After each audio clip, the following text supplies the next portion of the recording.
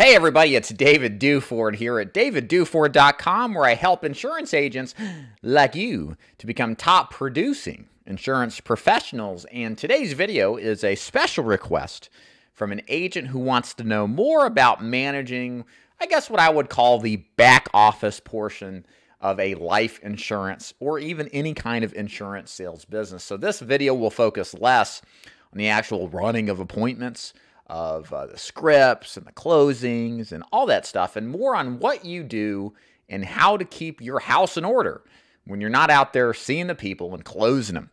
So let's talk about what I would consider 5 aspects that are very important to control and manage effectively in order to be a superstar agent. Because here's the thing, I can tell you about this about most salespeople. We're really good at closing the deal, but then things kind of fall apart afterwards. The follow-up, the management of things, we're not necessarily very detailed-oriented.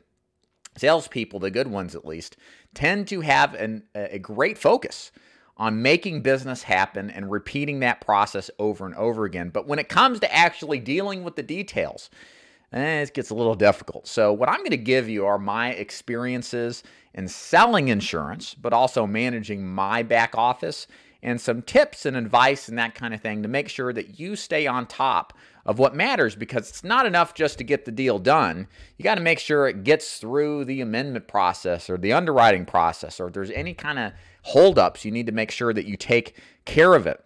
So let's talk about that first. Let's talk about the applications and management of applications. So this is really important, especially if you work with carriers that do not require a phone interview and aren't necessarily an electronic application process. I think one of the greatest progressions in especially final expense, but the rest of the insurance business is really caught up to it, is that we are at the point where most of the carriers we do business with will do electronic applications, and they will also do instant decisions with a quick 10 to 15 minute phone interview.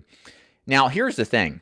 If you're in a position where you manage business, where you see a lot of other business being submitted, like the position I am, recruiting agents, I can tell you, the companies that don't have an electronic application process, a phone interview process, and require applications to be sent in for a determination on insurability tend to lose about 30–40% of the business. Why?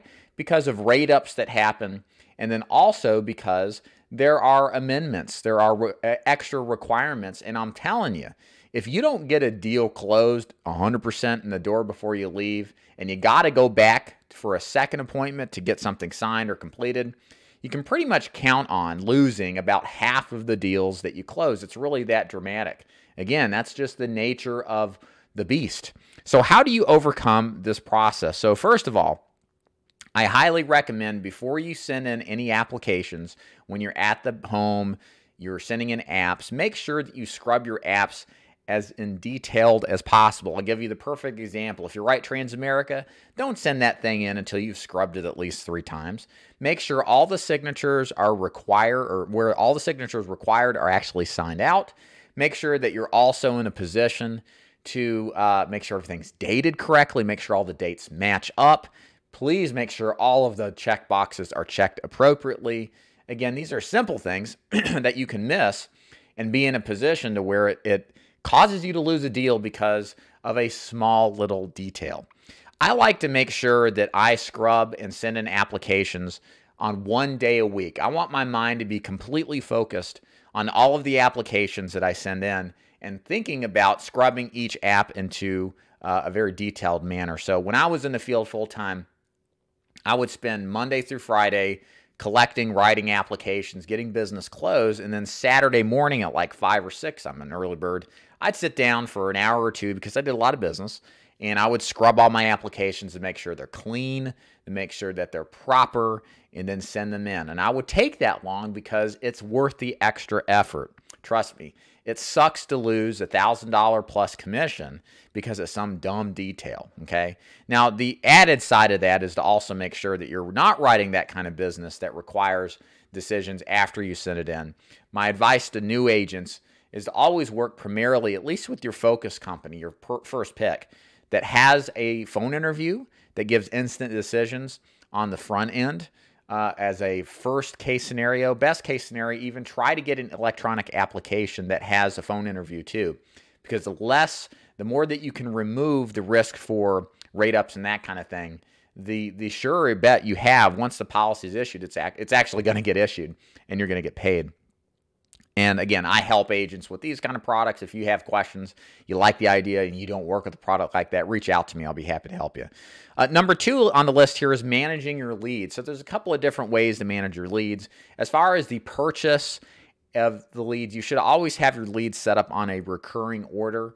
I just feel better knowing that I know that every week I'm being drafted against my account for an order of leads, because I know I'm not going to be in a position, in a very high odds position at least, that I'm not going to be without leads. I'm going to have leads predictably every week and new people to see. One of the reasons a lot of agents struggle is they don't have new people to see. They're not actively prospecting or buying leads on a continual recurring basis. So I recommend that you set up your lead order on a recurring basis, kind of set it and forget it. Just make sure you write business every week. And that's kind of the magic too, is that if you know you got charges against your account for leads and you got more that's coming in, guess what? You're going to work that much more, because you think, psychologically you want to cover the expense. You're not going to rest on your laurels. You're going to go after it.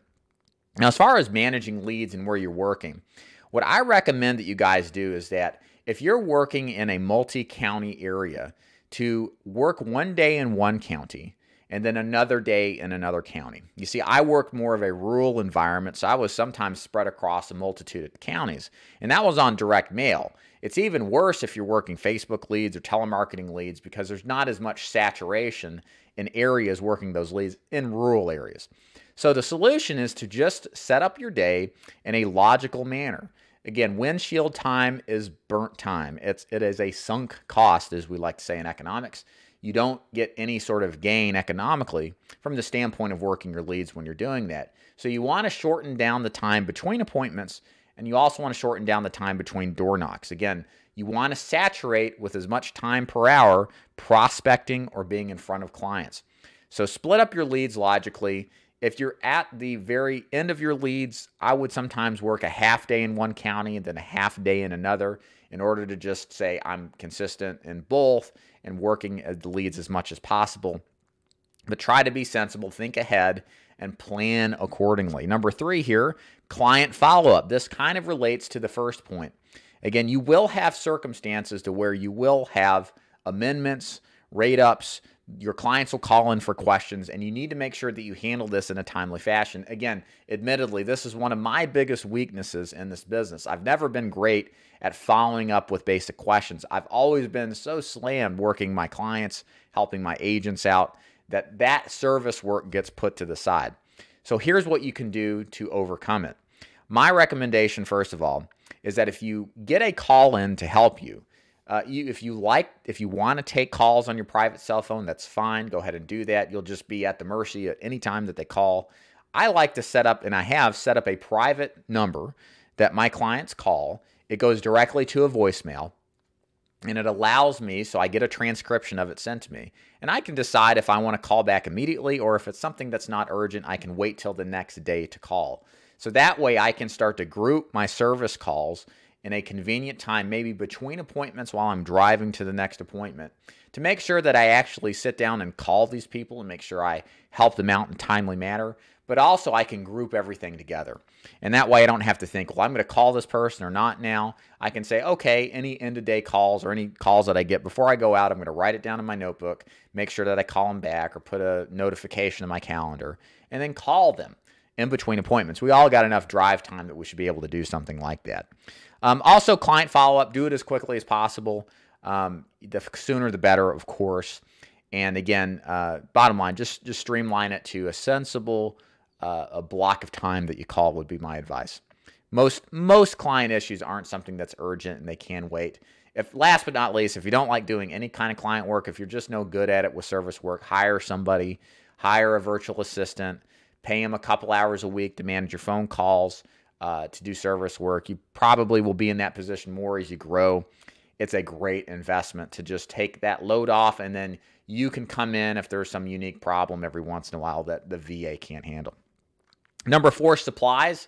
So make sure that you stay high in volume on your own supply of applications and brochures. And I would recommend ordering monthly. Set aside a time to always order brochures, backup applications, replacement forms every single month. Order a couple of dozen. Always keep your trunk full of extras, okay? Even if you predominantly run an electronic application process for new apps, always keep supplies, because technology always fails when most needed, and you need to be competent and have readily available supplies in order to write a paper application every once in a while if you have to. Number 5 is kind of not necessarily related to, well, it is kind of in a context to our success in the business, right? And our well-being, and it's our health. So what do you mean by back office work on your health? Well, a couple of things here I just think that are important to cover. You have to think about the nature of insurance sales, right? We're sitting down all day. The only movement we make is from the car to the table, and then the occasional dog we run away from. That's probably the most cardio we'll get inside of 15 seconds. But in all seriousness, we are in a desk job in the insurance business. It's just a mobile desk job. And that's not good for our health. And as you know, it's very simple and easy to go out and grab a quick bite to eat at McDonald's or some junk food at the gas station. Trust me, I am as my wife will tell you, is somebody who is guilty of that. The problem is that all has deleterious effects on our well-being. I don't want you to become successful in this business just to stroke out at 60 because you ate too much quarter-pound cheeseburgers. So what do? Well, take active steps, think ahead, and plan out your day so that you eat healthy. I highly recommend that you pack your own lunches. Don't stop. Number 1, the fact that you don't stop for lunch means you've got another hour or two to go out and prospect and see people. You can waste a lot of time eating lunch, chilling out, and that kind of thing. I mean, for some of us, it's a good thing, I guess. But for me, I always thought it was a distraction, kept me away from closing business. And you can easily eat on the road. I did it every day for years and years and years.